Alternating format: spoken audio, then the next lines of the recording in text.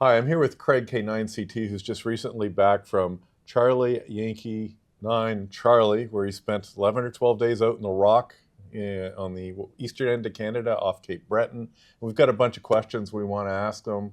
And Craig, thanks for taking time. We're here at W9DXCC event just south of Chicago. Great event if you ever want to go. And you guys have a ton of training going on here too. So yeah, actually today is training. Training on Contest University and stuff. So Craig, without any further ado, let's ask you a few questions. Sure. So Craig, you just got back from St. Paul, Charlie Yankee 9 Charlie. You chose to use FlexRadio equipment. Tell me why. Well, a lot of the team members were familiar with FlexRadio equipment, and last year when we did Sable, a lot of us were wishing that we could have done it because of the ease and setup. We were using some older radios and trying to make them work, especially for digital modes. And we were back to trying to improvise to get USB things to work that weren't existent on the other gear. So we said this would be so much easier if we could use FlexRadio gear. And I volunteered everything to prepare everything. I said, I'll take care of the computers, the radios, all of the setup. And with a very nice request to FlexRadio, to Lori in particular, they agreed, to sponsor and supply 6 6600s, 6 new Maestros, and 6 PGXLs, and the power supplies, and also the Radio Sport headset connections that we needed. And then we just asked the team, bring your own your own Radio Sport headsets, and then you can all sit down and just plug in and go. So it was actually a dream to set up. And I prepared it. The radios arrived, I think, 6 to 8 weeks before the DXPedition. And we had already agreed we weren't going to ship anything. We were going to drive the radios. We knew we couldn't take cardboard. So I carefully unpacked all of FlexRadio gear. And I put together 2 6-foot tables in my ham station and went ahead and set up the radios as if we were on the island. Glenn, W0GJ, had they'd already mapped out the tent layout, and so I already knew kind of how we were going to go about it, that we were going to have stations 1, 2, 3 on one long side and station 4, 5, 6 on the other long side, and on the end was going to be where the antennas came in. And at that point, we were going to have the amplifiers, the filters, and the antenna switching right there so that it would all be convenient. And of course, it lends itself because we can connect to everything in the Flex sphere with just network cabling. There's no other connection, so it's a dream installation. So you all had everything was on one network. Yes, which is pretty cool. And I purposely did that.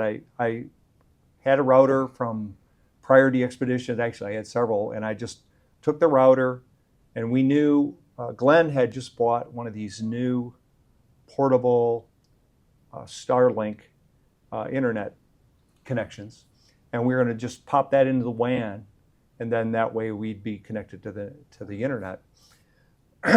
No need, actually, once we were set up. Anyhow, excuse me, on the island. But anyhow, went ahead and got everything set up. And what I did then, I had everything matched. So 6600 Maestro, I'd have the computer. I had a wireless mouse and keyboard. I went ahead and labeled them all. This is station 1, this is station 2, station 3, so that I did not have to reprogram anything once I had set up the entire station. So I knew the station was all working. I set up everything for CW, phone, RIDI, and FT8, and the latest version of FT8 for SuperFox.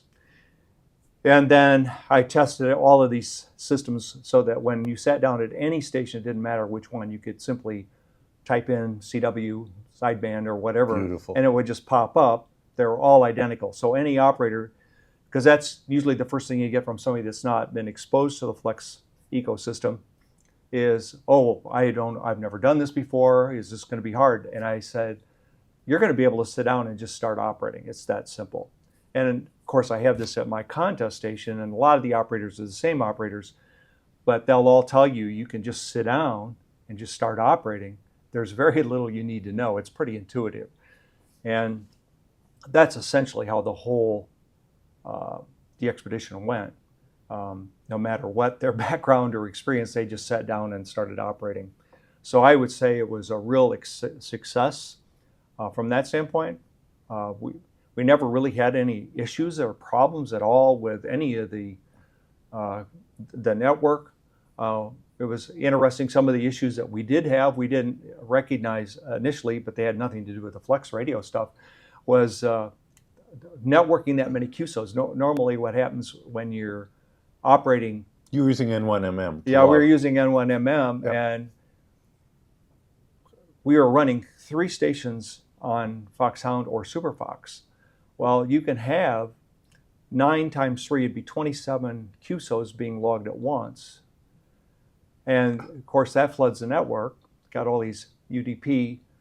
And then so all the stations that were networked with that were trying to catch up with transaction files and the log file.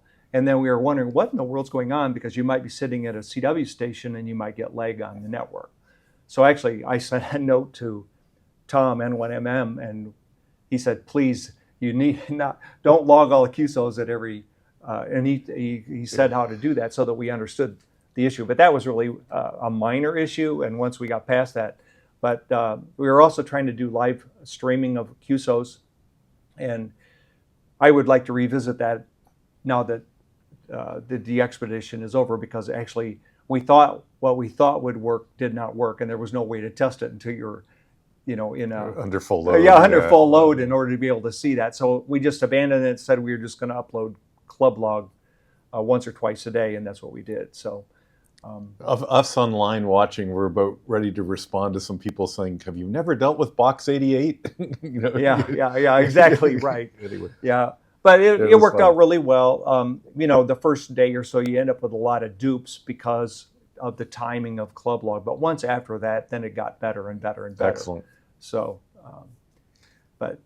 You mentioned the Maestro. I just want to say this for those watching.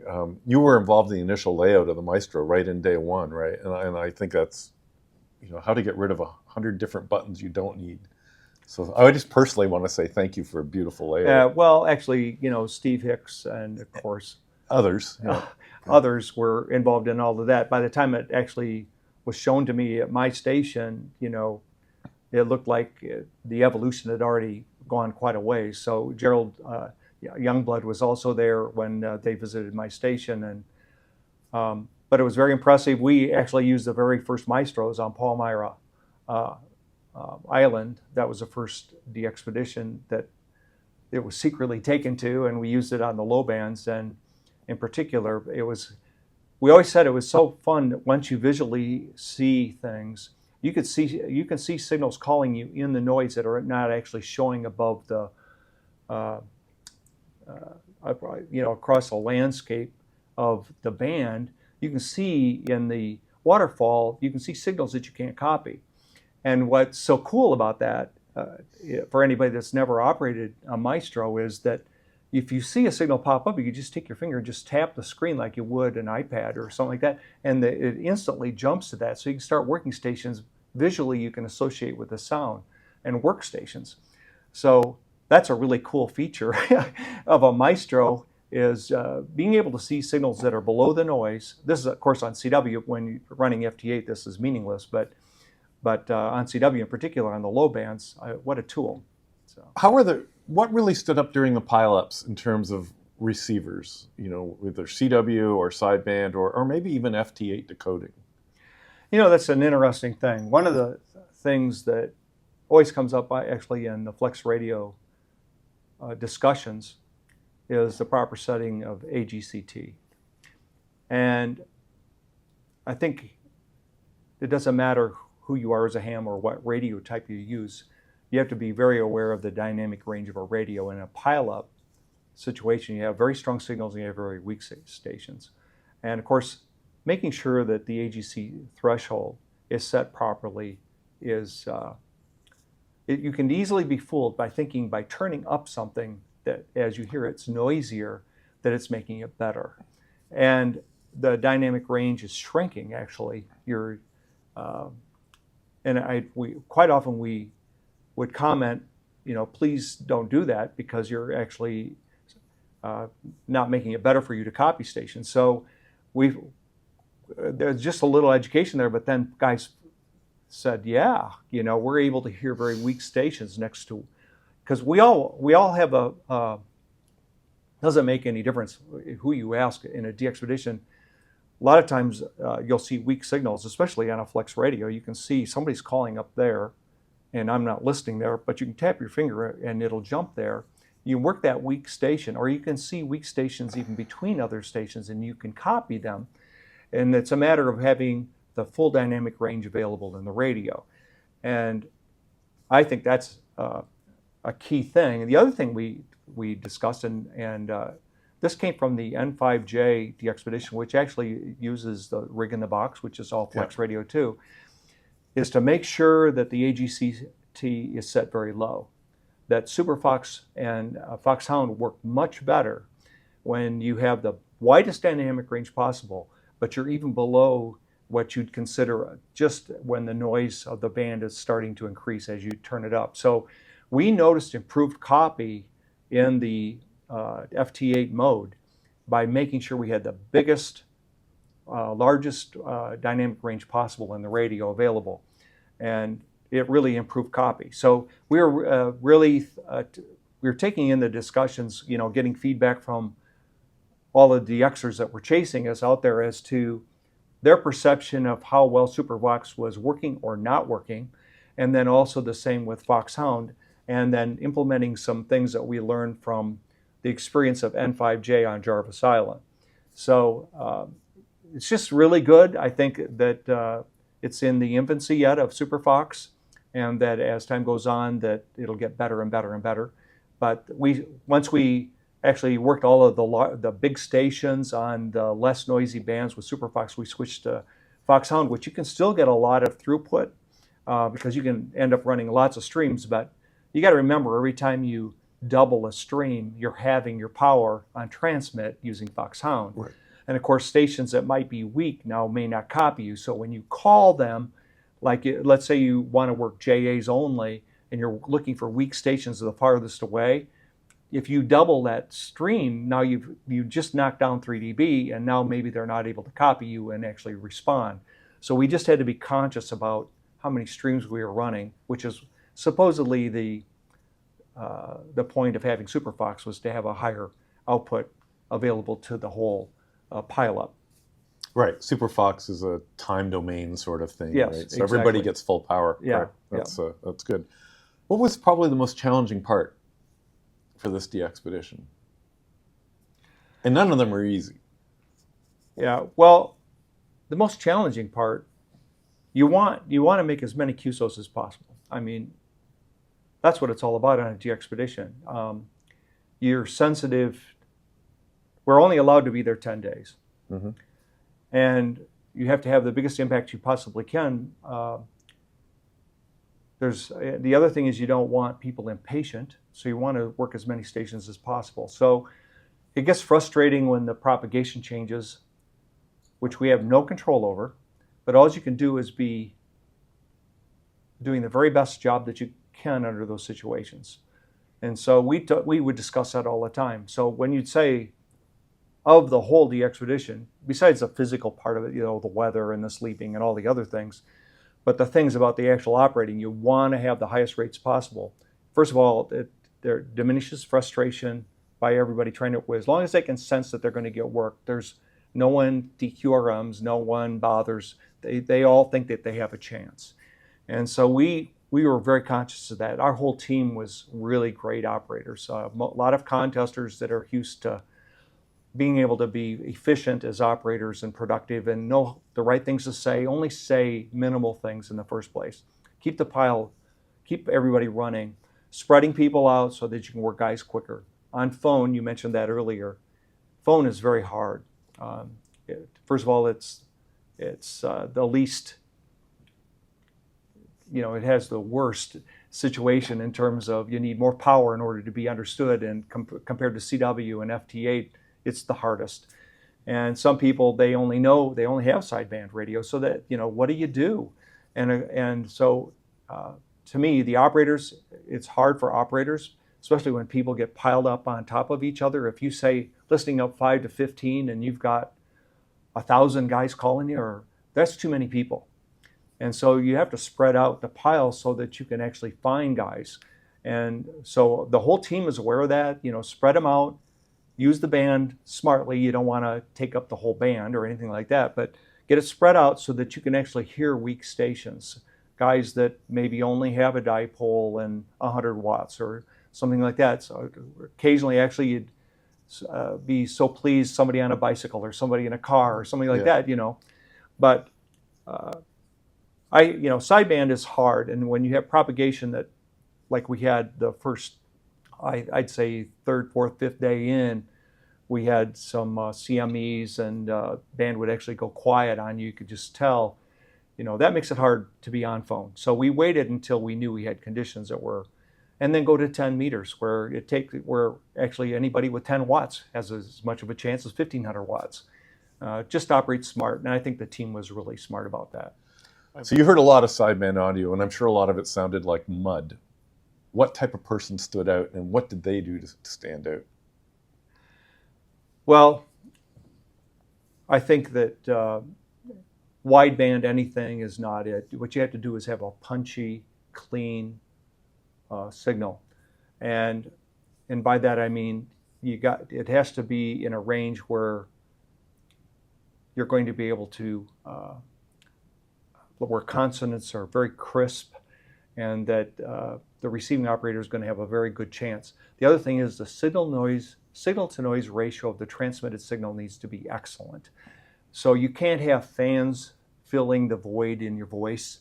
You can't be sitting next to a loud amplifier or having compression running so high as to fill the void between your words or your call letters, because then it's hard to discern what you were saying. So I'll tell you, the worst signals in the world are those that are, I'd say they've got their audio gain on 11, when 10's the max. That is not discernible. And I can tell you a couple of times I just said, would you please just turn down your audio and I can copy you very cleanly. And that's what they did. And just like that, it's magic. The discernibility and copyability of a call on sideband is so much better improved when you have signal to noise ratio. And the other thing is having clean signals, because if you've got 100 watts, you want all that 100 watts confined to the frequency range that's useful for audio. It doesn't need to be spread out. So if you've got a lot of lows, let's say below 400 hertz, that's not going to help intelligibility, but it uses a lot of the power of your transmitter. So if you could roll off anything below 400, roll off anything, say, above 2600, and just keep your audio within that passband, you'll have much more punch to your signal. Then the other thing is, and this is where FlexRadio is very useful, or any pan adapter type radio, find the open frequencies. Listen more than you transmit. Listen for the open frequency, and put yourself there, because we want to, on our end, as a DX station calling you, we'll find that guy. The guy in between all the big signals. You're the easiest to copy, actually. When everybody's sitting, what happens is usually guys, if we say 5 to 15 up, guys are sitting at 5, 10, and 15. Yeah. There's places in between. And I'll tell you, go to 20, and you'll definitely be observed. Just go above that range, and you'll be picked out. So those are just some hints. That's exactly what I did. I could see, with the advantage of the pen adapter, as you well know, and I could see whoever it was, and it might have been Lou, working up the band, and I could see this in the waterfall, this little lulling. I'm just going to sit here and call. And sure enough, 3 minutes later, I get, "Hi, Mike, how are you?" and it works every time. It works. I have to tell you, on the last couple of days, we really focused on sideband because we knew that was weak, but at the same time, propagation was the best of the entire trip. And I was so fortunate to sit down on 10 meters sideband. And when I first sat down, everybody was crunched into that 5 to 15, and there was very hard. It's very hard to pick out anybody. All you hear is an occasional letter. And if I were to say the Mike Whiskey station, everybody's still going to call. Yeah. It's not enough. So what I would suggest, please spread out. Please spread out. And I would keep working guys higher and higher in the pileup to try to spread it out, because guys will follow. They can see who you're working. And then I'd jump back down to the pile and then just try to move it up. And then I'd suggest, guys, please fill in the spots that are open, and I will work you very fast. And the rates then really increase. So if you can move away from the pileup as the caller, you're going to work us much faster. And of course, with a FlexRadio, you can see the pileup and you can see these weak signals, and it's very easy to just jump right on them and get right down the band. A lot of times I was working them so fast. I know I haven't gone back and checked, but it was over 225 an hour for 4 hours. That's an amazing rate. So guys can operate faster than that, but to pick them out of a pileup like that, getting guys to spread out, that's the key. The callers, when they spread out like that, then the rate can go up.